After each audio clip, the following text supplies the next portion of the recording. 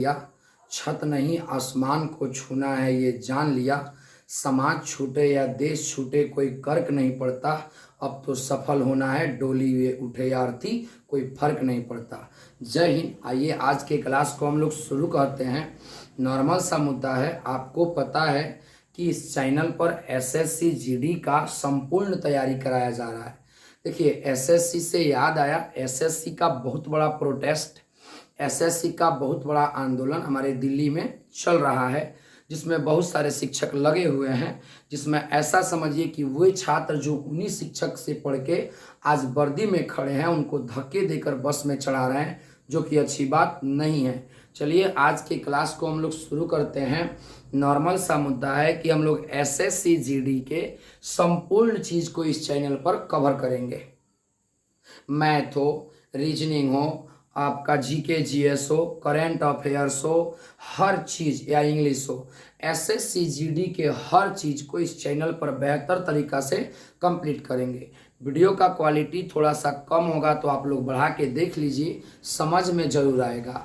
आज SSC GD के एक नए जीके जीएस को खतरनाक तरीक़ा से लेके आपके सामने आए हैं, जिसका नाम है नोबेल पुरस्कार। आज हम लोग नोबेल पुरस्कार के बारे में उन हर टॉपिक को समझेंगे। आज हम लोग नोबेल पुरस्कार को उस हर कंडीशन के हिसाब से समझेंगे जो कि एसएससी जीडी के एग्जाम के लिए आवश्यक हो। ओनली एसएससी जीडी, अब की बार वर्दी हमार। चलिए शुरू करते हैं। तो नोबेल पुरस्कार के बारे में हम सबसे पहले समझेंगे कि आखिर ये नोबेल पुरस्कार का घोषणा कब किया गया।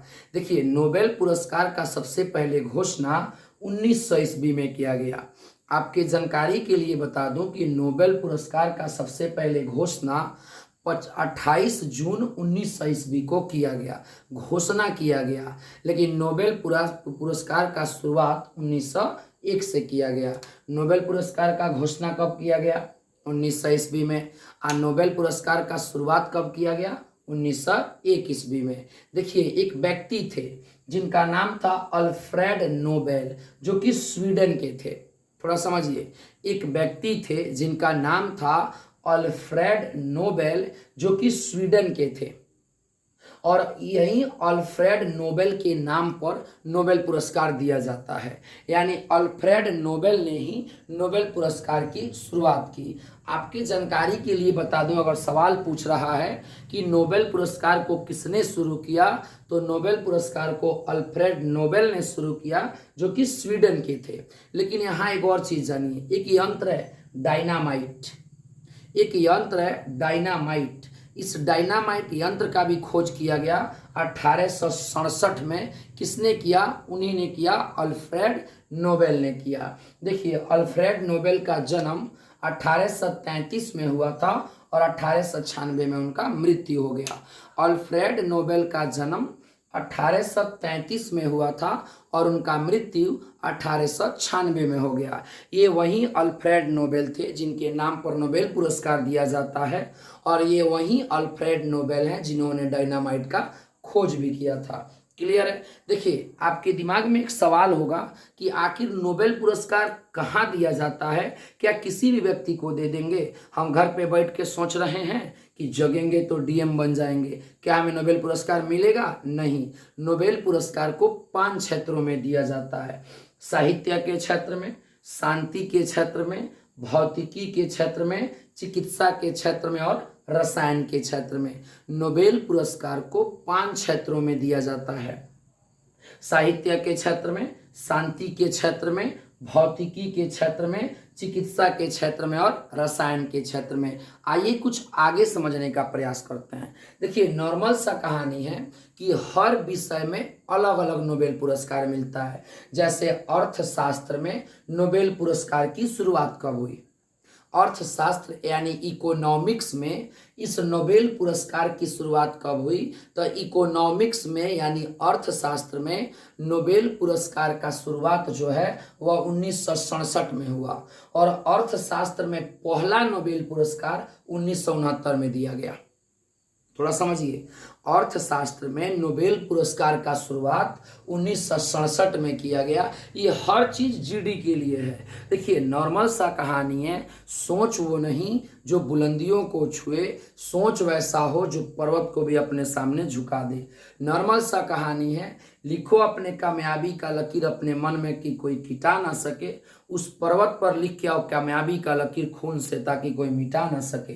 अर्थशास्त्र में नोबेल का घोषणा जो है वह 1967 में किया गया था और अर्थशास्त्र में पहला नोबेल जो है वह 1969 में दिया गया। तो अर्थशास्त्र में नोबेल का घोषणा कब हुआ? 1967 में शुरुआत हुआ, लेकिन पहला दिया कब गया? 1969 में। आइए कुछ आगे समझते हैं। ऐसे व्यक्तियों के नाम हम समझते हैं जिनको 2 बार नोबेल पुरस्कार मिल गए हैं।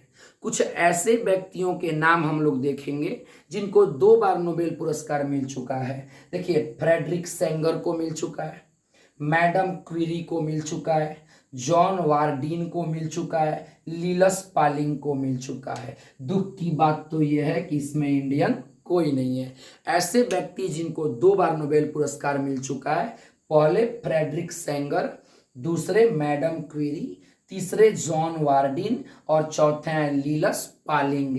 इनको 2-2 बार नोबेल पुरस्कार मिल चुका है। आइए कुछ और समझते हैं नोबेल पुरस्कार के बारे में। देखिए, कुछ हम लोग नोबेल पुरस्कार विजेताओं के नाम स्क्रीन पर देख रहे हैं। ये सारे के सारे इंडिया के नोबेल पुरस्कार विजेता हैं। हम लोग देख रहे हैं कि इनको नोबेल पुरस्कार कब मिला है और क्यों मिला है। आप स्क्रीन पर देख सकते हैं, जैसे रविन्द्रनाथ टैगोर है, इनको नोबेल पुरस्कार मिला है। तो कुछ भारतीय जिन्हें नोबेल पुरस्कार दिया गया है। अगला टॉपिक को समझते हैं। नोबेल पुरस्कार 2024 विजेता, यानी हम ये समझ रहे हैं कि नोबेल पुरस्कार 2024 में किसे किसे मिला है। आप उसको भी देख रहे हैं स्क्रीन पर कि कब मिला है, किस लिए मिला है और 2024 में किसे किसे मिला है, आपके स्क्रीन के सामने है। उम्मीद है कि नोबेल पुरस्कार आपको अच्छे से समझ में आया होगा। फिर मिलेंगे कल, तब तक के लिए जय हिंद।